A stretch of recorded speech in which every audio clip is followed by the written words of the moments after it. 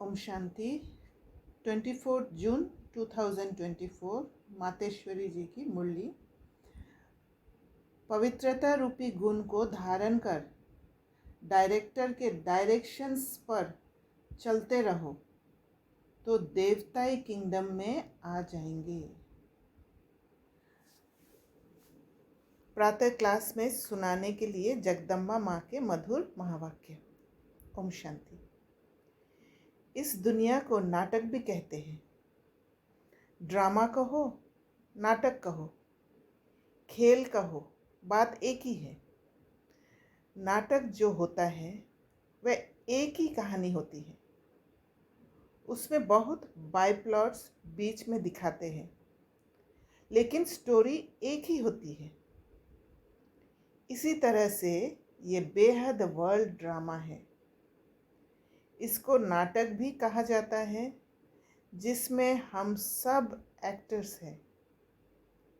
अभी हम एक्टर्स हैं, तो एक्टर्स को नाटक का पूरा पता होना चाहिए कि किस स्टोरी पर ये शुरू होता है, हमारा ये पार्ट कहाँ से शुरू हुआ और कहाँ तक पूरा होता है। फिर उसमें समय प्रति समय किस किस एक्टर्स का कैसे कैसे पार्ट होता है और उसका डायरेक्टर क्रिएटर कौन है और इस नाटक में हीरो हीरोइन पार्ट किसका है। इन सब बातों का नॉलेज होना चाहिए। खाली नाटक कहने से तो काम नहीं चलेगा। नाटक है तो नाटक के हम एक्टर्स भी हैं। अगर कोई ड्रामा का एक्टर है और हम उनसे पूछें कि इसकी क्या स्टोरी है, ये कहाँ से शुरू होता है, कहाँ पूरा होता है, अगर वो कहे हमें मालूम नहीं है, तो इसको क्या कहा जाएगा? कहेंगे इसको इतना भी पता नहीं है, कहता है मैं एक्टर हूँ। एक्टर को तो सब बातों की जानकारी होनी चाहिए ना। नाटक शुरू है तो उसका अंत भी ज़रूर होगा। ऐसे नहीं शुरू हुआ है तो चलता ही चलेगा। तो इन सब चीज़ों को समझने का है। इस बेहद के नाटक का जो रचयिता है वो जानता है कि किस तरह से इस नाटक की शुरुआत हुई, इसमें मुख्य मुख्य एक्टर्स कौन हैं और सभी एक्टर्स में हीरो एंड हीरोइन का पार्ट किसका है। ये सब बातें बाप समझा रहे हैं। ये सब नॉलेज जो रोज़ क्लास में आते और सुनते हैं वो समझते हैं। उन्हों को मालूम है कि इसका पहला डायरेक्टर और क्रिएटर कौन है।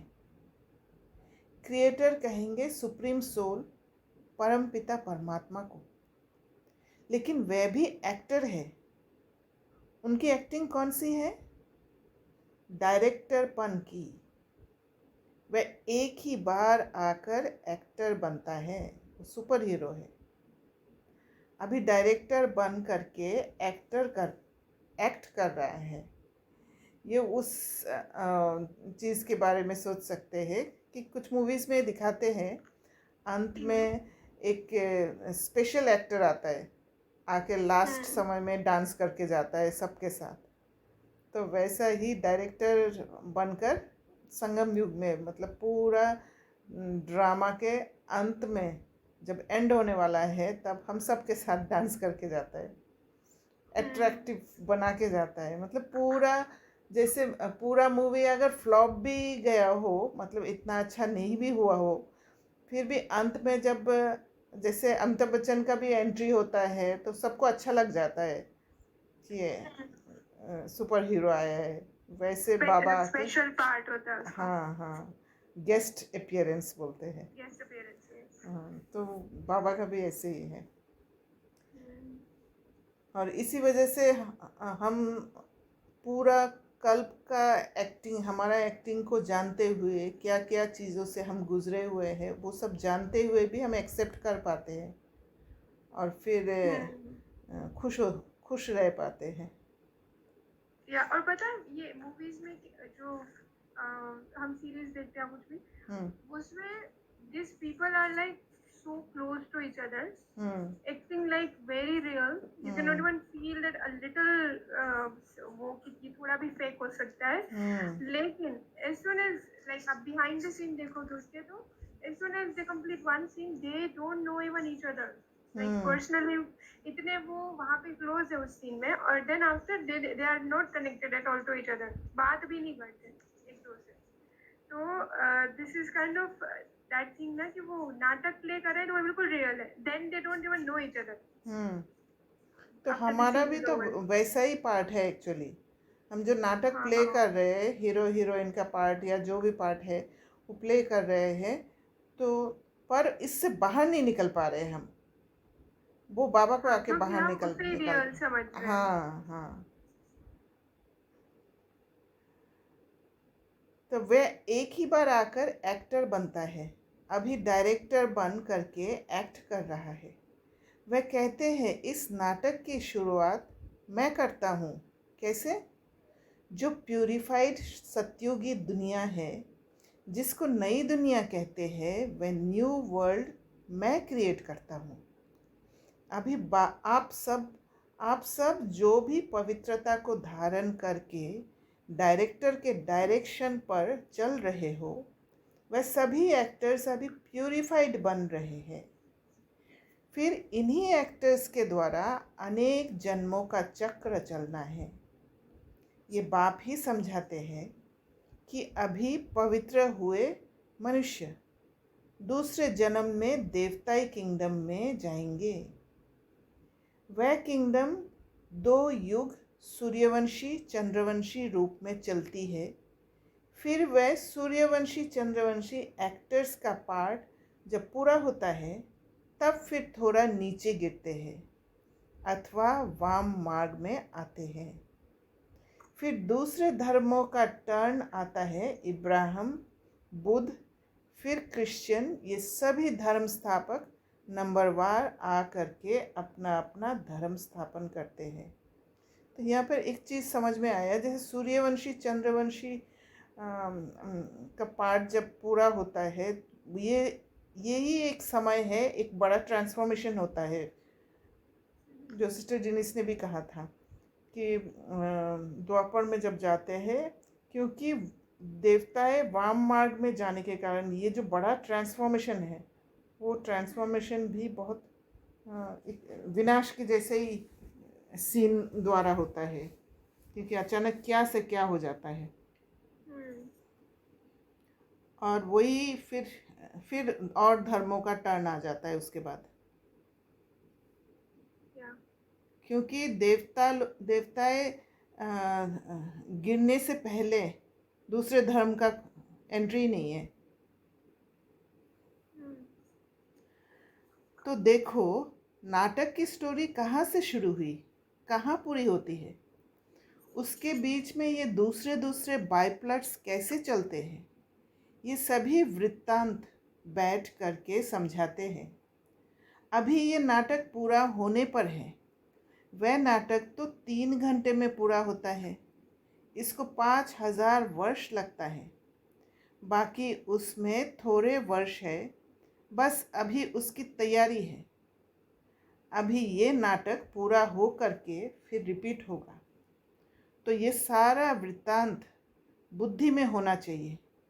इसी को ज्ञान कहा जाता है. अभी देखो बाप आ करके नया भारत, नई दुनिया बना रहे हैं. भारत जब नया था तो इतनी बड़ी दुनिया नहीं थी. आज पुराना भारत है तो दुनिया भी पुरानी है. बाप आ करके भारत जो अविनाशी खंड है, प्राचीन अपना देश है. अभी देश कहते हैं क्योंकि दूसरे देशों में ये भी एक टुकड़ा हो गया है, परंतु वास्तव में सारी वर्ल्ड, सारी पृथ्वी पर एक भारत का राज्य था, जिसको कहा जाता था प्राचीन भारत. उस समय का भारत गाया हुआ है, सोने की चिड़िया. सारी पृथ्वी पर केवल भारत का ही कंट्रोल था। एक राज्य था, एक धर्म था। उस टाइम पूरा सुख था। अभी कहाँ है? इसलिए बाप कहते हैं इसका डिस्ट्रक्शन करके फिर एक राज्य, एक धर्म और प्राचीन वही नया भारत, नई दुनिया बनाता हूँ। समझा? उस दुनिया में कोई दुख नहीं, कोई रोग नहीं, कभी कोई अकाले मृत्यु नहीं। तो ऐसी लाइफ पाने के लिए पुरुषार्थ करो, मुफ्त में थोड़े ही मिलेगी। तो मुझे यहाँ एक चीज़ और समझ में आ रहा है कि बाबा जैसे मम्मा कह रहे हैं उस दुनिया में कोई दुख नहीं, कोई रोग नहीं, कभी कोई अकाले मृत्यु नहीं। तो ये जो सुख पाने का इच्छा, सुख को भोगने का इच्छा, ये भी एक दुख के टाइप ही है, क्योंकि इसमें भी हमारा एक स्ट्रगल है कि उसको पाए हम। और सतयुग में ना सुख का इच्छा रहेगा ना दुख, दुख तो मिलेगा ही नहीं। तो दुख ना होने के कारण, इसीलिए सुख की हाँ इच्छा नहीं है, राइट, दुख नहीं होने के जहाँ पे कारण दुख तो होगा सुख वहाँ पे है। सुख खींचेगा। हाँ, तो सुख खींचना भी एक दुख ही है। सुख खींचना भी एक दुख ही है। हाँ, I didn't get that सुख, line. सुख का खींच, जैसे दुखी होते हैं ना हम, तो जब दुखी होते हैं तब उससे निकलने की कोशिश करते हैं, राइट, क्योंकि मुझे खुश रहना है। तो वो जो खुशी का खींच जो है ना, वो भी एक पेन ही है ना। सतयुग में ये तो नहीं होगा, ये पेन भी नहीं होगा। अब ये बोल रहे हो कि Easy जब life. हम उस खुशी को एंजॉय कर रहे हैं वो भी एक पेन ही है यहाँ पे कलयुग में। उस सुख को, हाँ, उस हाँ मटेरियल सुख को जब हम हाँ भोग रहे हैं, that is also a pain, right? That is right, what you're trying to say. हाँ Yeah, it is, क्योंकि as soon as आप उस अल्पकाल के अच्छे लगने से बाहर आते हो, you get immense amount of pain. सिर्फ मटेरियल नहीं है। आप देखिए, जब हम योग करते हैं, जिस दिन योग अच्छा लगता है उस दिन हमें अच्छा लगता है, हम डिपेंडेंट हाँ, है उस सुख के प्रति। पर जिस दिन योग ठीक से नहीं लगता है, हम कितना दुखी हो जाता है, आज योग लगा ही नहीं करके। जबकि हाँ, ये परसेप्शन हमारे दिमाग में नहीं आता है कि ज़रूरी नहीं है कि योग हमेशा अच्छा ही लगे, क्योंकि कर्मेंद्रियों से आप फील कर रहे हो या नहीं कर रहे हो, इसका भी तो वो है ना, बियॉन्ड बियॉन्ड सेंस परसेप्शन। जो अनुभव होगा वो अनुभव नहीं होगा, एक्चुअली वो फीलिंग्स में नहीं होगा। तो योग अच्छा लगना बुरा लगना भी डिपेंड करता है सुख के ऊपर, सुख भोगा है क्या, yeah, है ना। correct. So if you feel good, then you can even derive that, oh my God, my yoga is good, and because your yoga is good, वो जो thought है ना, it itself is like हाँ, you are happy. Satisfaction आता है, You containment आता है don't उसमें। know the result. हम्म हाँ, और कभी आप कुछ ऐसा कर्म कर देते हो जो मे बी उसका इफेक्ट इतना ज्यादा नेगेटिव नहीं होगा, but you have created a pattern that oh this is very negative, and then आप उसमें से आपको जो दुख मिलेगा वो it's going to be very heavy, but क्योंकि मे बी यहाँ उसका पर, जो रिपरकशन होगा वो हाँ इतना हैवी ना हो। यहाँ पर अच्छा बुरा में फंसे हुए हैं ना हम, जो सतयुग में नहीं होगा। हाँ, यस, खुद के ही परसेप्शन है, हाँ और फिर हम उससे ही दुख या सुख क्रिएट करते हैं। करेक्ट, एक्चुअल में वो नहीं होता है, राइट? नहीं होता है। एक्चुअल में तो मैं हमेशा ही सुखी हूँ ना। हाँ, हमारा स्टेट वही एक्चुअल है। में तो I am always peaceful, powerful, pure, happy correct soul. Correct, पर या ये सोचने से ही हो जाता है। हाँ, what you think, then you because you have patterns created. If this, then hypothesis, then the conclusion is this. इसीलिए तो न्यूट्रल रहना सीखना चाहिए। हाँ, यस, इसीलिए तो मुझे अभी गिल्ट नहीं हो रहा है। थोड़ा सा हुआ, then I told myself it's okay, अब हो गया ना, you enjoyed, finish, अब देखो आगे क्या करना है। जो हो गया वो ड्रामा खत्म। हाँ, drama, and I enjoyed. I told myself you enjoyed, right? Now it's over, and now you go for another enjoyment, which is Murli, as you promised yourself. So that's how I came out. and I didn't stay in Kids. अच्छा है। तो ऐसी life पाने के लिए पुरुषार्थ करो। मुफ्त में थोड़ी ही मिलेगी, कुछ तो मेहनत करनी पड़ेगी। बीज बोएंगे तो पाएंगे, बोएंगे नहीं तो पाएंगे कैसे? तो ये कर्म क्षेत्र है। इस क्षेत्र में कर्मों से बोना है।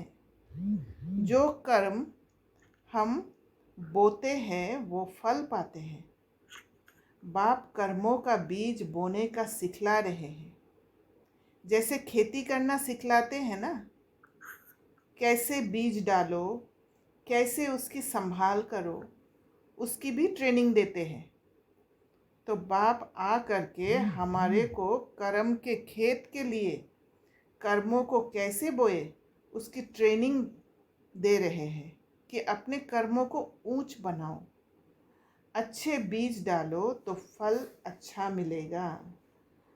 तो कर्मों को ऊंच बनाना मतलब कर्मों के पीछे कोई रिजल्ट का फोकस नहीं। यही मुझे समझ में आ रहा है, क्योंकि रिजल्ट का फोकस जब रहता है तभी हम अच्छा बुरा में फंस जाते हैं, तभी हम हिलते हैं। जब कर्म रिजल्ट का फोकस होता है तो हाँ, हम अच्छे बुरे में फंसते हैं। ये हाँ बोल लो। हाँ। एग्जांपल देना चाहोगे इसका? जैसे हम अभी कुछ करना चाहते हैं और मुझे ऐसे जैसे मुझे कोई डिग्री लेना है, एक एग्ज़ाम देना है, तो अगर मैं अभी पढ़ाई पर नहीं ध्यान नहीं दे के मेरा दिमाग उसमें जाए कि एग्ज़ाम कैसे होगा, एग्ज़ाम अच्छा होगा या बुरा होगा, ठीक से मैं दे पाऊँगी नहीं दे पाऊँगी, वो सारे चीज़ एग्ज़ाम, क्योंकि हमारे अंदर ये नहीं आता है कि मेरा एग्ज़ाम अच्छा होगा ही। उसमें वो कन्फ्यूजन आता है कि पता नहीं ठीक से दे पाऊँगी कि नहीं दे पाऊँगी, अच्छा होगा नहीं होगा। रिज़ल्ट हमेशा ही क्या होता है, या तो पास या फेल, दोनों चीज़ आ जाता है। रिज़ल्ट सोचते ही वो दोनों चीज़ आ जाता है। पर आप कर्मों का बीज जब बोते हो तो वहाँ पर हमारे पास चॉइस है कि मुझे अच्छा कर्म का बीज बोना है या बुरा कर्म। और हमें पता है कि अच्छा करेंगे तो अच्छा ही होगा, बुरा करेंगे तो बुरा ही होगा। इसमें कन्फ्यूजन होने का कोई बात ही नहीं है ना? और जो होगा उसमें कल्याण ही होगा। हाँ। Like either you will learn or you will not learn. So because pass or fail, good or bad. और दूसरा कि हमारे में patience नहीं होता, so we want that result very soon. हाँ, वही है। As I was watching the series, I wanted the conclusion very soon. And I was even not patient enough कि मैं पूरा episode देखूं। उसको इतना speed से देख रही थी, बहुत ज़्यादा speed से। I want to see what's the end, and I don't care about what's going on in the whole story. Correct. So you know we are so focused on result पर the end. Focus है, result को जानने का इच्छा। Process कितना सुंदर चल रहा है, वो कैसे बाहर आ रही है उस प्रॉब्लम से, वो I was not like concern, क्योंकि उसमें लर्निंग मिलता है, राइट। पर रिजल्ट पर जब फोकस होता है तो मतलब हमें लगता है कि वो मुझे देखना है, उसका सुख लेने का इच्छा, रिजल्ट का सुख लेने का इच्छा, क्योंकि रिजल्ट ही हमें सुख देने वाला है। हो जाना चाहिए। हाँ। और वही हमें चाहिए। Correct. We don't want to see the process of pain. तो वो हमारे कर्मों को अच्छे नहीं होने देता, राइट। जब कर्म अच्छा होगा फिर जो बोएंगे उसका फल अच्छा मिलेगा। अगर कर्म रूपी बीज में ताकत नहीं होगी, कर्म बुरे बोएंगे तो फल क्या मिलेगा? ये जो खा रहे हो फिर रो रहे हो, जो खाते हो उसमें ही रो रहे हो। दुख और अशांति है, कुछ ना कुछ रोग आदि खिटखिट होती ही रहती है। सब बातें मनुष्य को दुखी करती है ना। इसलिए बाप कहते हैं अभी तुम्हारे कर्म को मैं ऊंची क्वालिटी का बनाता हूँ। जैसे बीज भी उसी क्वालिटी का होगा तो उस क्वालिटी को बोएंगे तो उसका फल अच्छा निकलेगा। अगर बीज अच्छी क्वालिटी का नहीं होगा तो फिर अच्छी क्वालिटी का फल नहीं मिलेगा। तो हमारे कर्म की भी अच्छी क्वालिटी चाहिए ना। तो अभी बाप हमारे कर्म रूपी बीज को अच्छी क्वालिटी वाला बनाते हैं। तो वह श्रेष्ठ क्वालिटी का बीज अगर बोएंगे तो श्रेष्ठ फल मिलेगा। तो अपने कर्मों का जो सीड बीज है वह अच्छा बनाओ और फिर अच्छा बोना सीखो। तो ये सभी चीज़ों को समझ करके अभी अपना पुरुषार्थ करो, मतलब प्रेजेंट को अच्छा बनाना है। अच्छा, अभी 2 मिनट साइलेंस। साइलेंस का मतलब आई एम सोल, उस स्थिति में सेट हो जाना। फर्स्ट साइलेंस पीछे टॉकी में आते हैं। अब बाप कहते हैं फिर चलो साइलेंस वर्ल्ड। तो साइलेंस, शांति अपना स्वधर्म है। उस साइलेंस में चलने के लिए कहते हैं इस देह का और देह सहित देह के संबंधों की अभी अटैचमेंट छोड़ो, उससे डिटैच हो जाओ। सन ऑफ सुप्रीम सोल, अब मुझे याद करो और मेरे धाम में आ जाओ। तो अभी पता है अटैचमेंट जो है ना, that is related to emotions. तो आप जितने ज्यादा प्रैक्टिकल हो और जितने ज्यादा बैलेंस्ड हो, या फिर more on your you are thinking from your mind, then attachment will be less. But more you are connected with your feelings and emotions, not feelings I will say, then there will be more attachment. Then it's very difficult to get detached. Emotions he chain बना देता है ना। Emotions हमें बांध देता है। We get tied with emotion. Emotions क्या है, एक के साथ एक कड़ी जोड़ देता है और फिर चेन क्या करता है, चेन तो बांधेगा ही। Correct. And body consciousness is itself is like you are under the influence of emotion. When you are not, then you are not body conscious. तो ये हमारा पावर के ऊपर डिपेंड करता है ना। पावर होगा तो फिर वो चेन में बंधेंगे नहीं। और अलर्टनेस, कितना अलर्ट हूँ कि मैं गलत उसमें जा रही हूँ, नहीं, I have to withdraw my self.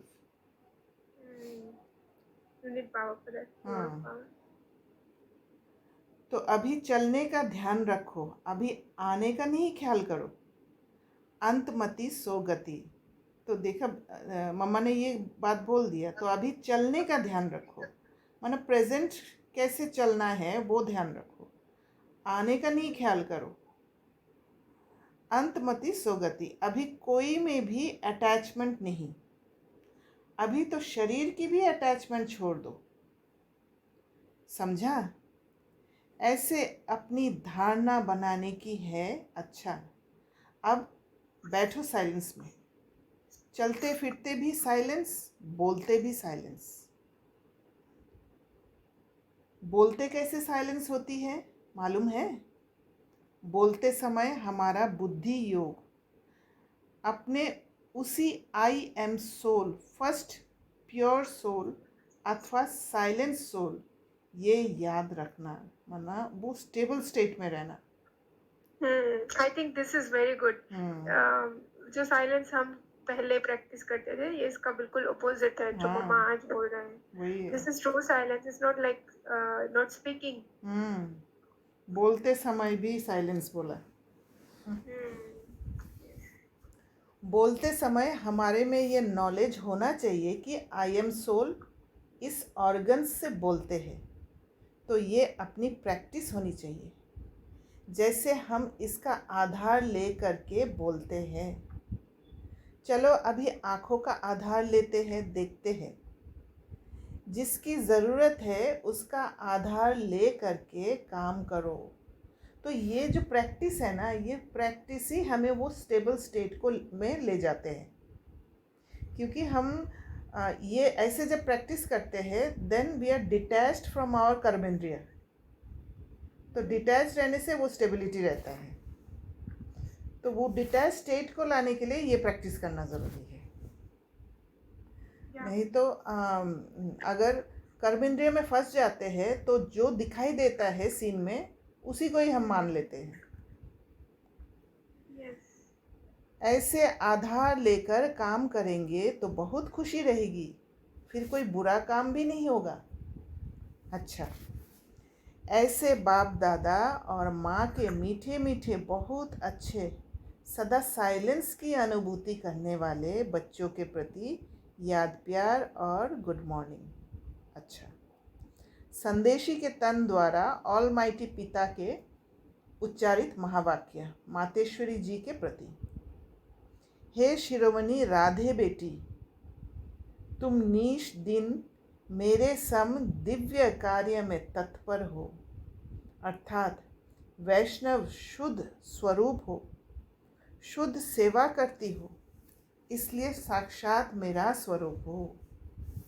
जो बच्चे अपने पिता के फुटस्टेप्स नहीं लेते उन्हों से मैं बिल्कुल दूर हूँ, क्योंकि बच्चा तो फिर पिता के समान अवश्य चाहिए। ये कायदा अभी स्थापन होता है जो सत्युग त्रेता तक चलता है।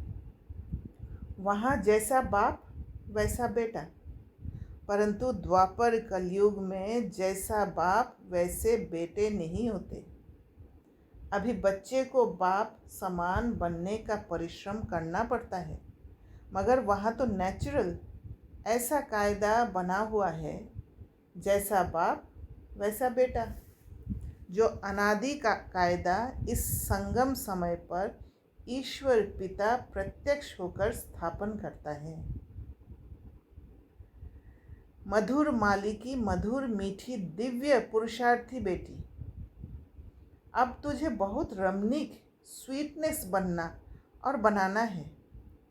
अभी वर्ल्ड सॉवरेंटी की चाबी सेकंड में प्राप्त करना और कराना तुम्हारे हाथ में है।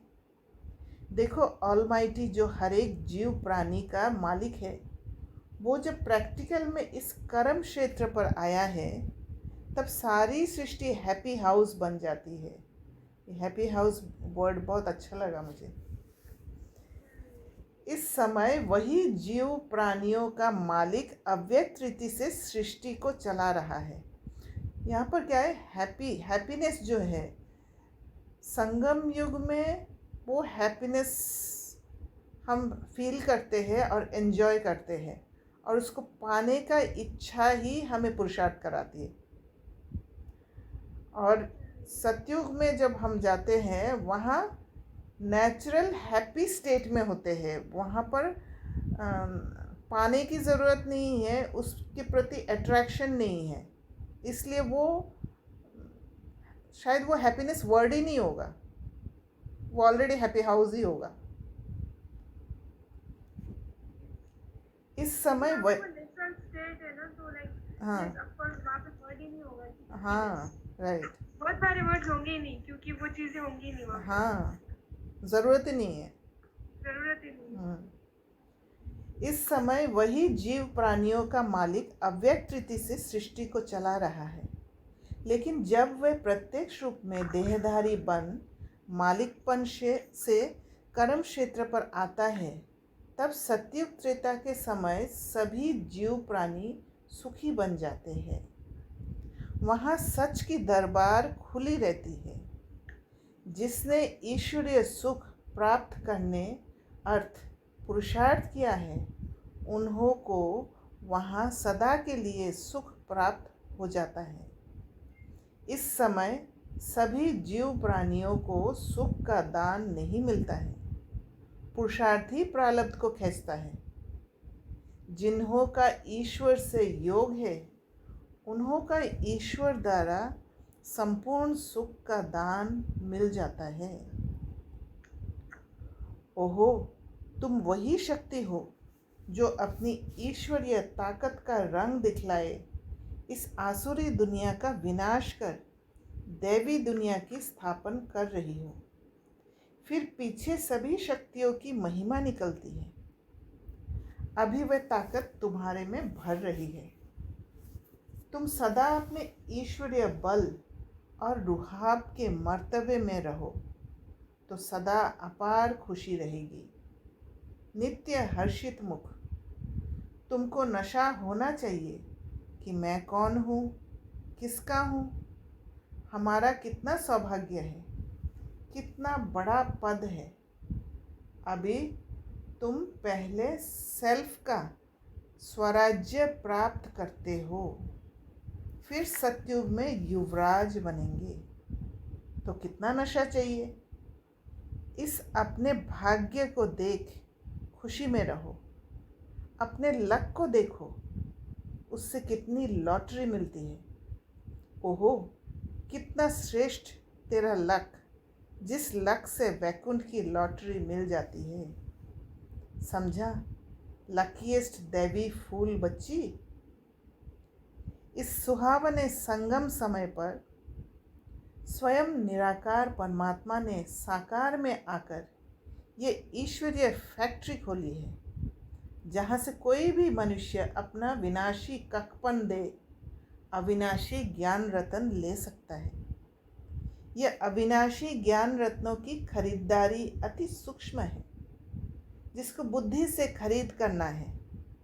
ये कोई स्थूल वस्तु नहीं है जो इन नैनों से देखने में आए, मगर अति महीन, गुप्त, छिपी हुई होने के कारण इनको कोई भी लूट नहीं सकता है।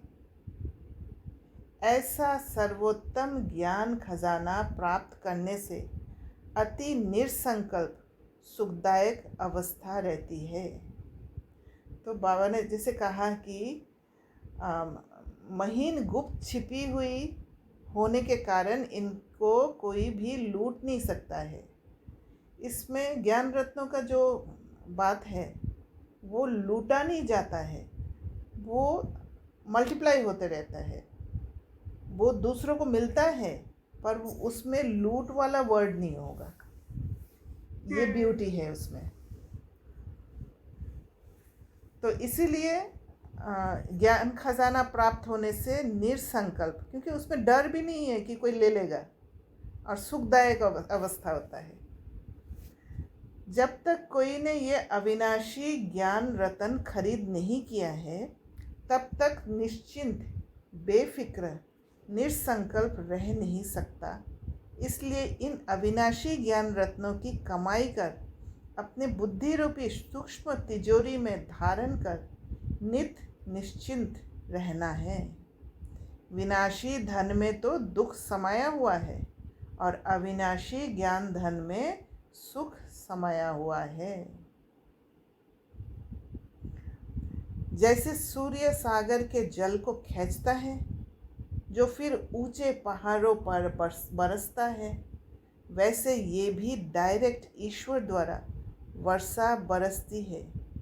कहते हैं शिव की जटाओं से गंगा निकलती है। अभी इनके मुख कवल द्वारा ज्ञान अमृत धारा बरस रही है, जिसको ही अविनाशी ईश्वरीय धारा कहा जाता है, जिससे तुम भागीरथ पुत्र पावन हो, अमर बन रहे हो। ये सिरताज बनाने की वंडरफुल मंडली है। यहाँ जो भी नर और नारी आएंगे वो सिरताज बन जाएंगे। दुनिया को भी मंडली कहा जाता है।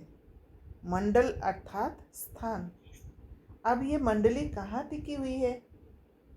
ओम आकार में, अर्थात अहम स्वधर्म में। और सारी दुनिया स्वधर्म को भूल प्रकृति के धर्म में टिकी हुई है। तो यही असली है, स्वधर्म में टिकना। तुम शक्तियाँ फिर प्रकृति को भूल अपने स्वधर्म में टिकी हुई हो। इस दुनिया में सभी मनुष्य निराकार ईश्वर को याद करते हैं, जिसे अपने नैनों से देखा भी नहीं है।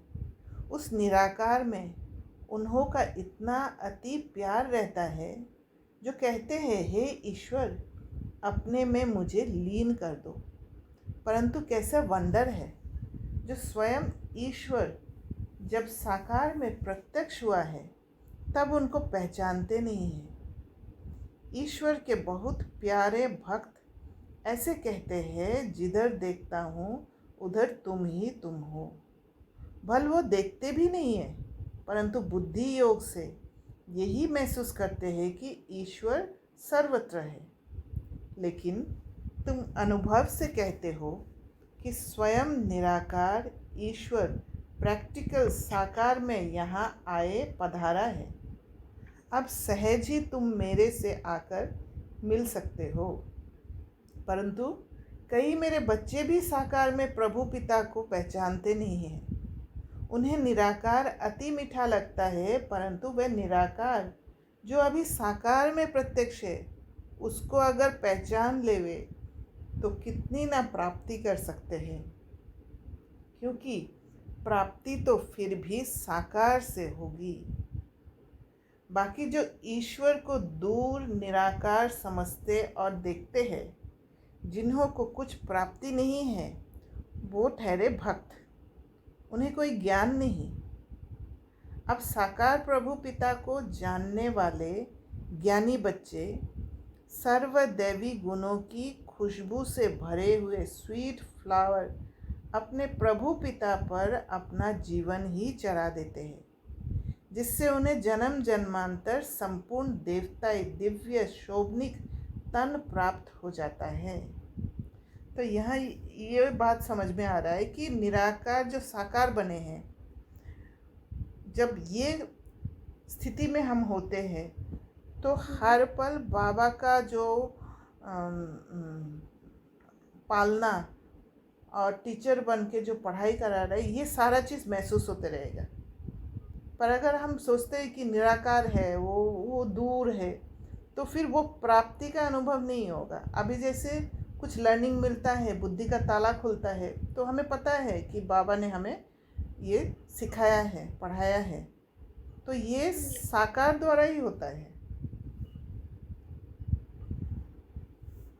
सेल्फ को जानने से ही तुम्हें राइट रॉन्ग, सत्य असत्य की परख आ गई है। इस ईश्वरीय ज्ञान से ट्रुथ जबान रहती है, जिससे किसी का संग दोष चढ़ नहीं सकता। संग दोष की छाया उसके ऊपर पड़ती है जो खुद अज्ञानवश है। इस समय ट्रुथ ज़माना है ही नहीं, इसलिए किसी की ज़बान पर भरोसा ना रख। उन्हों से लिखत लिखवाते हैं। मनुष्य का बोल अनट्रुथ निकलता है। अगर ट्रुथ होता तो उसके महावाक्य पूजे जाते। जैसे देखो, डिवाइन फादर के ट्रुथ महावाक्यों के शास्त्र बने हुए हैं, जिन्हों का गायन और पूजन चलता है। उनके ट्रुथ सत्य महावाक्यों की धारणा करने से ईश्वरीय क्वालिटी आ जाती है। ना सिर्फ इतना, मगर कोई तो पढ़ते पढ़ते श्री कृष्ण का ब्रह्मा का साक्षात्कार भी पा लेते हैं।